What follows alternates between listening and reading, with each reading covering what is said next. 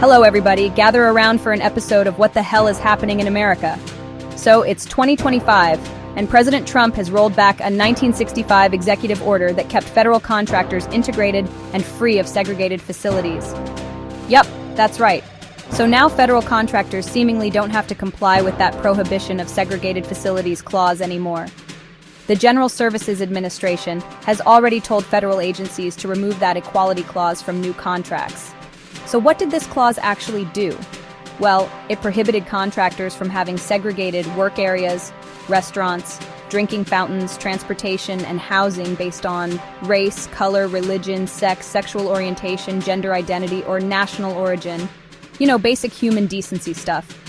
And in case you're wondering, agencies like Defense, Commerce, Homeland Security, and the National Institutes of Health are all on board with this change. The so-called path of least resistance, right? Apparently, the Equal Opportunity Clause is no longer a thing when it comes to awarding or enforcing contracts. But don't panic just yet. Segregation is still illegal under the Civil Rights Act of 1964 and various state laws. So technically, businesses still need to follow those. But let's not ignore the symbolism here. Legal experts are saying this move reverses decades of efforts to integrate workplaces and represents a significant shift away from the government's role in fighting segregation.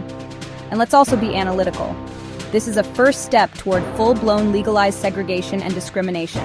The American Civil Liberties Union has condemned the rollback, arguing that it undermines anti-discrimination policies and allows federal agencies to pressure entities to ditch efforts promoting equity. In other words, they think companies getting billions in public funds should uphold the highest anti-discrimination standards. So why did Trump do this?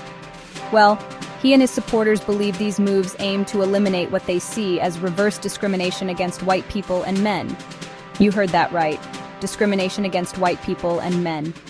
Meanwhile, back on planet Earth, white people and men are still the demographical groups with access to the most resources. And guess what? This change was made without the usual public notice and comment period. Gee, I wonder why this was rushed through.